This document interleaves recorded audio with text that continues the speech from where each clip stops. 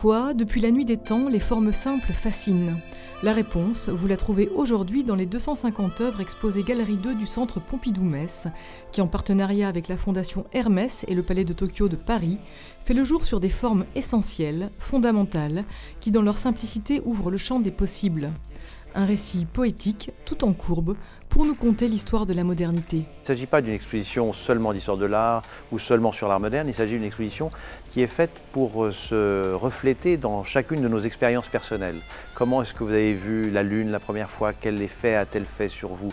Quel effet a-t-elle fait sur les artistes? Comment en parle-t-il? Comment est-ce que les hélices d'avion ont une beauté qui est comparable à celle d'un oiseau qui pourrait s'envoler, sculpté par Brancusi? Comment est-ce que les collections de cailloux que chacun d'entre nous a fait sur la pierre ont pu être interprétées par un grand artiste du XXe siècle ou évoquer telle ou telle chose? Donc ce sont des expériences très simples, mais qui en même temps, mis dans une histoire, racontent l'histoire du XXe siècle. Une promenade où s'écrit l'histoire des objets de la nature, des objets techniques et des objets d'art.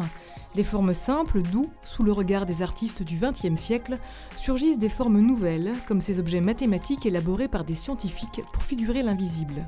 Ces œuvres ont été photographiées notamment beaucoup dans les années 20 puis 30 par les surréalistes et notamment Man Ray qui avait fait des magnifiques photographies de ces objets mathématiques qu'il va les prendre presque comme des figures puisqu'il va les mettre sur des fonds noirs et ça devient des présences totalement énigmatiques.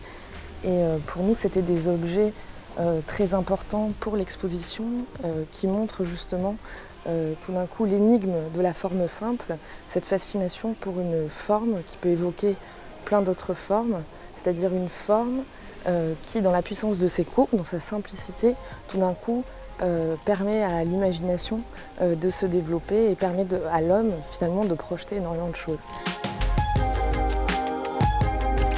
La forme simple est toujours ensommeillée, est toujours muette et nous ramène à notre condition, il y a une sorte de mélancolie voilà, face à la forme simple et c'est peut-être pour ça également qu'elle nous fascine, puisqu'elle nous ramène à notre finitude également.